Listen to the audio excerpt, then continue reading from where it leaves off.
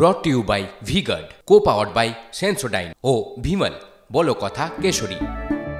Associate sponsor UltraTech cement.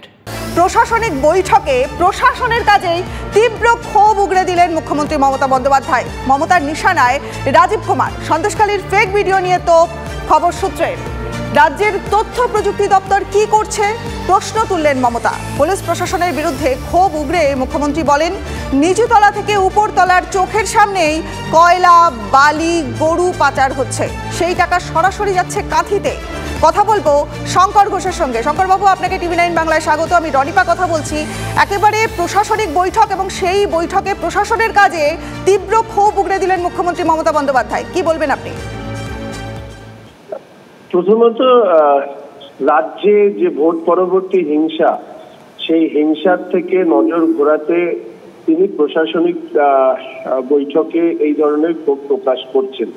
এর আগেও আমরা দেখেছি যে ওনার এই ক্ষোভ সিলেক্টিভ টাইমে উঠে আসে এবং সেই সময় এর আগেও আমরা দেখেছি যে হসপিটালের প্রশ্নে হোক, পুলিশ প্রশাসনের কাজ নিয়ে হোক, উনি একটি নির্দিষ্ট লক্ষ্য নিয়ে এই কাজগুলো করেন, যাতে মানুষ যে বিষয় নিয়ে চিন্তিত সেই বিষয়গুলো যাতে দূরে সরে যায় এবং ওনার যা চাহিদা সেটা পূর্ণ হয়। ফলে এগুলো লোক দেখানো বিষয়, এদেরকে দিয়েই উনি এই ধরনের অপরাধমূলক কাজকর্মগুলো করিয়েছেন। নির্বাচনের পরে এগুলো সাধারণ মানুষের সামনে একটা চোখের আড়াল করাবার জন্য এই ধরনের কথা বলছে। বেশ, ধন্যবাদ আপনাকে। কথা বললাম বিজেপি বিধায়ক শঙ্কর ঘোষের সঙ্গে এবং পাশাপাশি আরেকটা খবরে নজর রাখতে হবে, কারণ নবান্নের বৈঠকে ফাইল নোটিং নিয়ে প্রশ্নের মুখে শিক্ষা সচিব।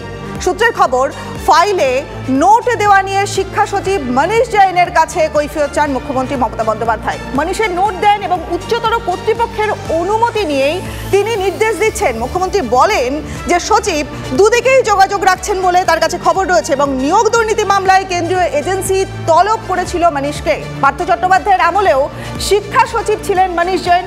সরকারি সিদ্ধান্তে বিপাকে না পড়তেই ফাইলে নোট মনীষের, সেই কারণেই উচ্চতর কর্তৃপক্ষের অনুমতির কথা লেখেন মনীষ। বিপাকে না পড়তে নিজে কোনো দায় নিতে চাইছেন না শিক্ষা সচিব। কৌশলগত কারণেই মনীষের ফাইল নোটে মন্তব্য। জল্পনা কিন্তু তুলবে।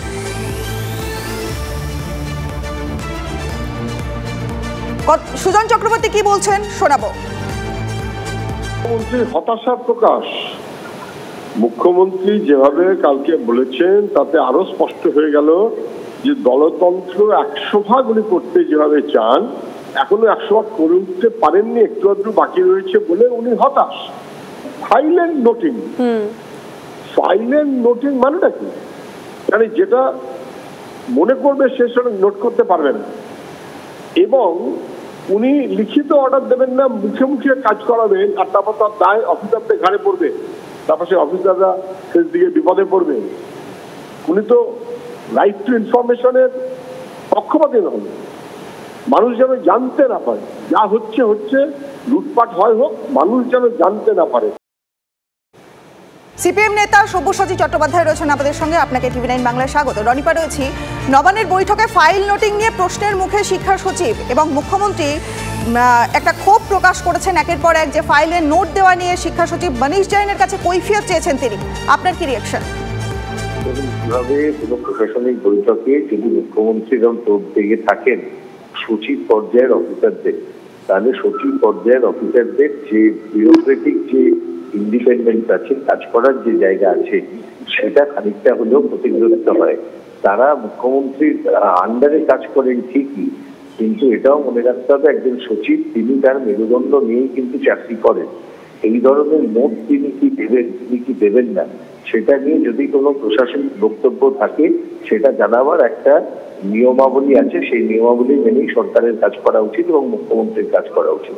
যদি সেটা না হয়ে থাকে এবং প্রকাশ্যে এই ধরনের কথা বলা হয়, সেটা মনে হয় যে একজন সচিবের যে মান সম্মান আছে সেটার প্রশ্নেও কিন্তু একটা প্রশ্নচিহ্ন তুলে দিচ্ছে এবং সেটা শুধু আজকে মনীষ জৈন হতে পারেন, রাজীব কুমার হতে পারেন, XYZ অন্য কেউ হতে পারেন। এই ধরনের সচিবদের মান সম্মান নিয়ে যদি প্রশ্ন কোথাও ওঠে, সেটা প্রশাসনিক ব্যবস্থার পক্ষে কখনো মঙ্গলজনক নয়। বেশ, ধন্যবাদ আপনাকে। কথা বললাম সিপিএম নেতা সব্যসাচী চট্টোপাধ্যায়ের সঙ্গে। আগামী 10ই জুলাই মানিকতলা বিধানসভায় উপনির্বাচন রয়েছে। প্রয়াত বিধায়ক সাধন পাণ্ডে তার বিধানসভায় তৃণমূলের তরফে কাকে প্রার্থী করা হবে তাই নিয়ে মুখিয়ে ছিলেন সকলে। প্রাথমিকভাবে তার মেয়ে শ্রেয়া পাণ্ডের নাম চর্চায় থাকলেও শাসক দলের প্রার্থী হতে চলেছেন প্রয়াত বিধায়কের স্ত্রী সুপ্তি পাণ্ডে, এমনটাই সূত্রের খবর। শ্রেয়া পাণ্ডে পরিশ্রম করলো, সেই জায়গা থেকে সুপ্তি পাণ্ডে প্রার্থী হলো, মানে সে এইটা কিন্তু একটা বিরোধিতার অস্ত্র হয়ে গেছে। না না না, এগুলো হচ্ছে গৃহবিবাদ যারা লাগাতে চায়, শ্রেয়াকে তো করতেই হবে। টাইম গোজ অন, একটা সময় আমাদের হাত ছেড়ে নবীনদের দিকে এগোতে দিতে হয়। আমরা প্রবীণরা যদি সব কিছু আঁকড়ে ধরে থাকি সব সময় যে আমরাই করবো, তাহলে ওরাই এগোবে কী করে? ডেফিনেটলি আমি ইচ্ছাকৃতভাবেই ওর হাতে অনেকটা ছেড়ে দিতাম। চ্যালেঞ্জের ব্যাপার নেই যে ও করছে ও পাবে না কেন, মা যেখানে আছে সেখানে ও পাবেই পাবে। কোর কমিটি গঠন করে এখানকার প্রার্থী ঠিক করতে হলো, এটা বিজেপির বক্তব্য, বিজেপির অভিযোগ। বিজেপি অনেক কিছু বলতে পারে। কোর কমিটি, মমতা সবসময় আমাদের গ্রাউন্ড লেভেলের কর্মীদের গুরুত্ব দেন, আমাদের কাউন্সিলরদের মতামতকে গুরুত্ব দেন। আজকে যেটা কোথাও হয় না সেটা উনি করেছেন, প্রত্যেকটি কাউন্সিলরকে ডেকে তাদের মতামত নিয়েছেন এবং করেছেন, এটা মমতা বলেই সম্ভব। বিধায়ক সুপ্তি পাণ্ডে প্রথম কাজ কি হবে মানিকতলায়? This is too early to say, there are so many problems. এখানে ওই জাতীয় প্রবলেম গ্রো করতে দিই না, তো আমরা অঙ্কুরে বিনষ্ট করে দিই সেই প্রবলেম। একদম এইটুকু হলেই সেটাকে বিনষ্ট করে সেটা সলভ হয়ে যায়। খুঁজে খুঁজে বার করতে হবে কি প্রবলেম আছে। একদম না, কোনো টেনশন নেই। রোজ যারা পড়াশোনা করে তাদের টেনশন থাকে না। আমরা এভরিডে জনসংযোগে আছি। শ্রেয়া তো আছেই, আমার মেয়ে, আমি তো আছি।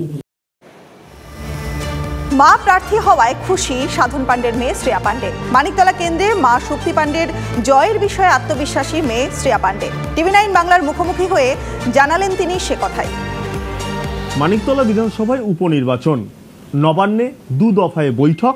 সেই বৈঠকে আপাতত সিদ্ধান্ত যে এবারের মানিকতলা যে উপনির্বাচন হবে বিধানসভায়, সেখানে সুপ্তি পাণ্ডে অর্থাৎ সাধন পাণ্ডের স্ত্রী তিনি এবারে টিকিট পাবেন, অর্থাৎ প্রতিদ্বন্দ্বিতা করবেন। আমাদের সঙ্গে রয়েছেন শ্রেয়া পাণ্ডে, সাধন পাণ্ডের মেয়ে। আপনার মা প্রতিদ্বন্দ্বিতা করবেন, এতদিন বাবাকে দেখেছেন, এবার মা প্রতিদ্বন্দ্বিতা করবেন।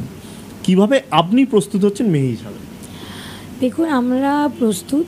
আমি আগেও বলেছি যে মানিকতলা উপনির্বাচনের জন্য যদি কালকে ভোট হয়, যদি এই 28 দিন আর 21 দিনের সময় না দেন, তাহলে আমরা কালকে ভোট করবার জন্য প্রস্তুত।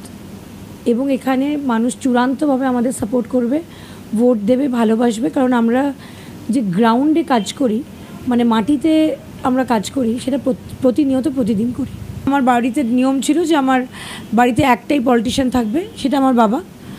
এবং ইট ওয়াজ লাভলি, কারণ উনি কখনো আমার বা আমার মার থেকে ওনার কাজটা কীভাবে করবেন সেটা জিজ্ঞেস করতেন না। আমাদের ধরুন বলে দিতেন যে তুমি এটা করো বা এটা করো, আমাদের অ্যাডভাইস করতেন, আমরা সেটা করতাম। তো এখনও ঠিক সেরকমই হবে। আমার মা যেহেতু প্রার্থী, আমি তো সম্ভাব্য জয়ী বলবো, সম্ভাব্য প্রার্থী, সম্ভাব্য জয়ী। উনিও ঠিক যেভাবে বাবার মতো বলে যদি দেন যে ওনার বিধানসভাতে কিভাবে অ্যাডভাইস করবেন কাজ করতে, সেভাবে আমি চেষ্টা করব করবার। মানিকতলা বিধানসভায় কান পা দিলে আপনার নামও শোনা যাচ্ছিল, যদিও ঠিক আছে আপনার মা, আপনার নামও শোনা যাচ্ছিল। আমার মা আমার বাইরে নয়, আর আমি আমার মায়ের বাইরে নয়। আমাদের এরকম 2-1 আছে যারা এরকম ইউনো, তারা মা মেয়ের বন্ডিংটা ঠিক বুঝতে পারে না। তারা নিশ্চয়ই আবেগের বসে বলছিল, আমি জানি না, তারা বোধহয় সত্যিই, আমি মানে বুঝতে পারি না। She is my mother, I am her daughter. প্রথম দিনের চয়েস এবং আজকের চয়েস, মুখ্যমন্ত্রী তার ছোটোবেলাকার বান্ধবী, এটা নিয়ে কোনো অল্টারনেটিভ হয়নি এবং তার মাইন্ড একদমই চেঞ্জ নয়। আমার নামটা কনসিডারেশনে এই জন্য আপনি কান পাতলে হয়তো শুনতে পারছিলেন, বিকজ আমি 3 বছর কন্টিনিউয়াস বেসিসে মানিকতলায় কাজ করেছি। মা কি বললো আপনাকে? মা বললো নেমে পড়ো, একটা ইলেকশন কেটে গেছে, আরেকটা ইলেকশনে ঝাঁপিয়ে পড়ো। সেটাই করছি। একটা ইলেকশন থেকে বেরোলাম, আরেকটা ইলেকশনে ঝাঁপিয়ে পড়ছি। এখানে কোনো প্রতিদ্বন্দ্বী নেই, এইটুকুনি আপনাকে বলছি। এখানে ভোট পাখি আসে, ভোট পাখি চলে যায়, কাজটা আমরাই করব।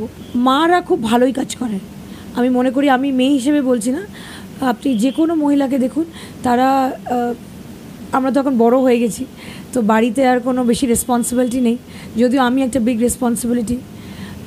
তবুও আমি মনে করি যে তিনি ভালো কাজ করবেন, গুছিয়ে কাজ করবেন, সবাইকে নিয়ে কাজ করবেন, তার সুন্দর ব্যবহার, লোকের সঙ্গে ভালো কানেক্টিভিটি, এবং সিএম তাকে আলাদা চোখে দেখেন, মনে করি খুব ভালো হবে। এতদিন বাবার ভোট এবং রাজনীতি দেখেছেন শ্রেয়া পাণ্ডে, এবার মায়ের জন্য বিভিন্ন জায়গায় ভোট প্রচারে নামবেন শ্রেয়া পাণ্ডে। ক্যামেরায় বিনোদ সিংহের সঙ্গে সুশোভন ভট্টাচার্য, TV9 বাংলা, কলকাতা। মানিকতলা বিধানসভা তৃণমূলের মাথা ব্যথার কারণ, কিন্তু ঠিক কেন? কলকাতা উত্তর লোকসভার অন্তর্গত মানিকতলায় মাত্র ৩,৫৭৫ ভোটে এগিয়ে রয়েছে তৃণমূল। আর এই বিধানসভার অন্তত ৮টি ওয়ার্ড, যার মধ্যে এবারের লোকসভায় 2টি আসনে লিড পেয়েছে বিজেপি। তৃণমূল সুপ্রিমো মমতা বন্দ্যোপাধ্যায় পরেশ পাল, কুণাল ঘোষ, স্বপন সমাদ্দার, অতীন ঘোষকে নিয়ে একটি কমিটি গড়ে দিয়েছে উপনির্বাচনের বিষয়ে। যে কমিটি মূলত এই উপনির্বাচনে কী করে তৃণমূলকে মার্জিন দিয়ে জয়লাভ করানো যায় সেই বিষয়টি দেখবে। একই সঙ্গে যাতে কোনো রকম অন্তর্ঘাত না হয় সেই বিষয়টি দেখার জন্য ইতিমধ্যে তৃণমূল সুপ্রিমো নির্দেশ দিয়েছেন এই কমিটির সদস্যদের। মানিকতলা বিধানসভা উপনির্বাচনে শাসক দলের কে প্রার্থী হয় সেটাই মূলত এখন আলোচ্য বিষয়। একই সঙ্গে যেহেতু 8টি ওয়ার্ডের মধ্যে 2টি ওয়ার্ডে মাইনাস রয়েছে এবং 6টি ওয়ার্ডে প্লাস রয়েছে, কিন্তু সেটাও কম, সেই বিষয়েও নিতান্তই অস্বস্তিতে রেখেছে রাজ্যের শাসক দলকে। এই অবস্থায় তৃণমূলের সাংগঠনিক অবস্থা রদবদল করা বা সংগঠনকে আরও মজবুত করার ব্যাপারেই রীতিমতো সচেষ্ট স্থানীয় নেতৃত্ব। আর সেই কারণেই ইতিমধ্যে বৈঠক শুরু হয়েছে। 8টি ওয়ার্ডের মধ্যে যে 2টি ওয়ার্ডের মাইনাস হয়েছে সেই 2টি ওয়ার্ডে কেন মাইনাস হলো সেটাও খতিয়ে দেখা হচ্ছে। একই সঙ্গে বাকি 6টি ওয়ার্ডে যাতে মার্জিন আরও বাড়ানো যায় সেই ব্যাপারেও ইতিমধ্যে সক্রিয় তৃণমূল নেতৃত্ব। ক্যামেরায় মনোজ হাজরার সঙ্গে Sayanta Bhattacharya, TV9 Bangla, Maniktala. Brought to you by VGuard, co-powered by Sensodyne ও ভিমল, বলো কথা Keshari. Associate sponsor UltraTech cement.